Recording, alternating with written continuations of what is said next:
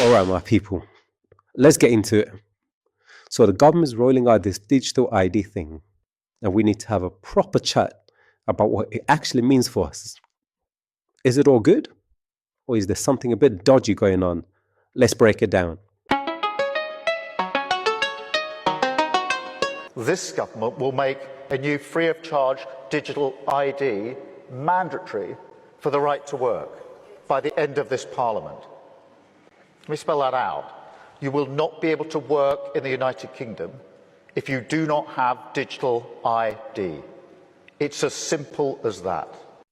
What even is this digital ID thing?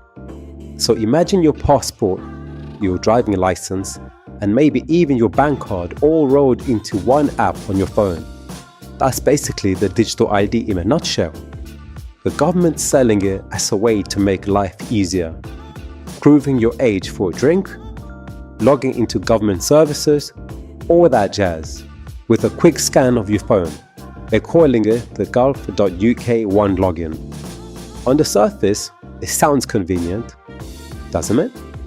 No more fumbling around for your wallet. But the question is, what's the price for that convenience? Why you should be clocking the game? This is where it gets a bit murky.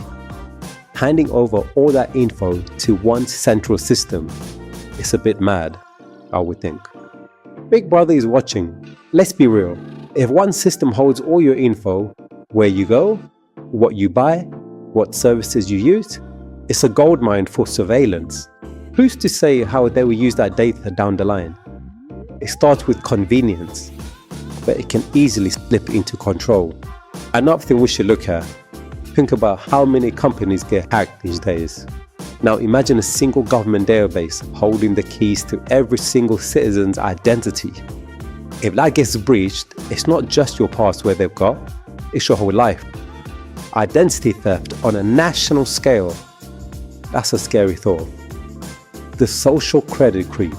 We've all heard the stories about China's social credit system, where your behavior affects your ability to do things like travel or get a loan. A digital ID is the foundation you need to build a system like that, right here. Fail to pay a fine?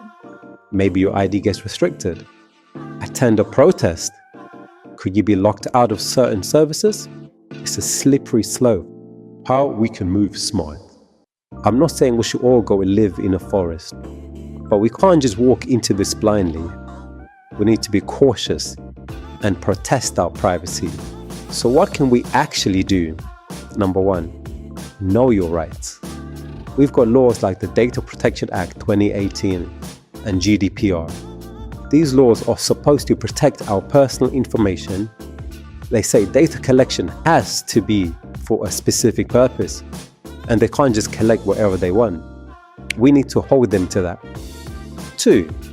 Pressure your MPs. These are the people who are supposed to represent us. Write to your local MP, email them, go to their surgery, ask them the hard questions. What are the safeguards? Who has access to this data? How is it being protected? Let them know you're not on board with a system that has this much power. 3. Support the watchdogs. There are groups out there whose whole job is to fight for your privacy. Organizations like the Information Commissioner's Office, ICO, Big Brother Watch, and the Open Rights Group are on the front line of this. Support them, follow them, and amplify their message. Say no for now. As it stands, the digital ID is meant to be optional. Remember that. The best way to slow this down is to not use it. Stick with your physical ID. If the uptake is low, it shows the government that people aren't comfortable with it, and it makes it harder for them to make it mandatory later on. At the end of the day, we need to move smart. This digital ID might be dressed up as convenient, but the potential for control and surveillance is massive. We need to stay vigilant, ask the right questions, and use the avenues we have to protect our freedom. Don't sleep on these people.